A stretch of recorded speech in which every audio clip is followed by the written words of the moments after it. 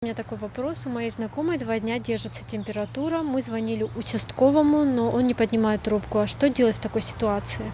Как вы знаете, к сожалению, за последний период времени количество больных увеличилось.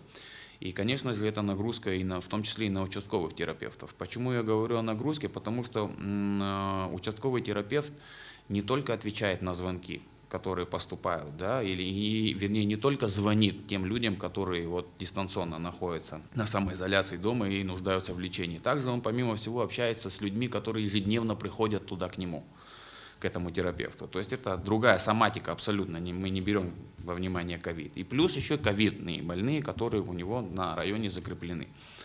Поэтому если он там в течение сегодняшнего дня вдруг не связался по какой-то причине, это возможно. То есть он наберет завтра, в любом случае, если информация поступила о том, что у нас положительный пациент по такому-то адресу проживает, с ним в любом случае должны будут связаться. Да, может быть, подчеркиваю, есть какие-то отдельные случаи, где не смогли дозвониться там, или еще что-то. Это имеет место быть, и я это не отрицаю.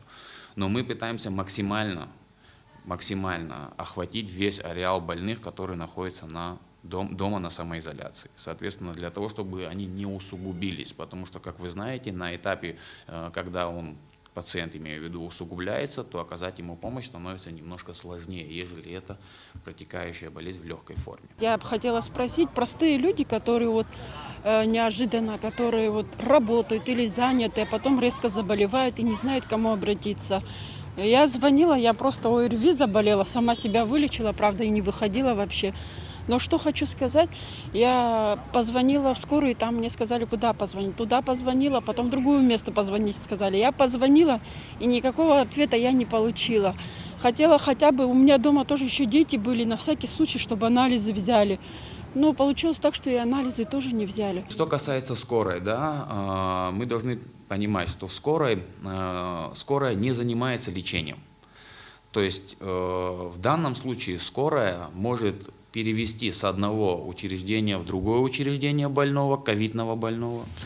Плюс ко всему оказывает помощь всем соматическим больным другим, то есть это не обязательно ковид и температура, да, там может быть давление, может быть еще что-то.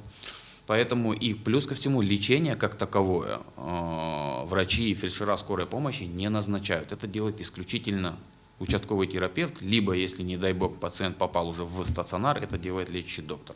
То есть скорая не отвечает за вопросы лечения. То есть она отвечает немножко за другие функции. Говорят, не успеваем, одна лаборатория, поэтому такая тягомотина идет.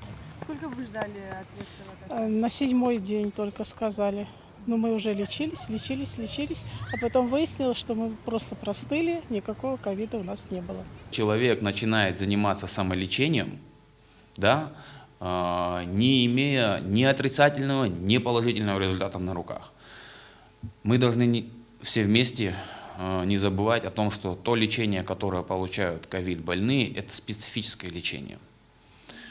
Это тяжелые, скажем так, не будем говорить тяжелые, скажем, что это антибиотики, да, это иммуностимулирующие препараты, это противовирусные препараты. И извините меня, если, грубо говоря, поднялась температура у человека от флебита, да, вообще никак не связана с ковидом, то данные препараты и в принципе не нужны, потому что они могут пагубно влиять на него, может есть какая-то сопутствующая патология, то есть никто этого не знает, человек самостоятельно начинает принимать лекарственные препараты, которые могут привести к ухудшению его состояния здоровья, а не к улучшению состояния здоровья. Конечно же, это пагубно может сказаться на пациентах.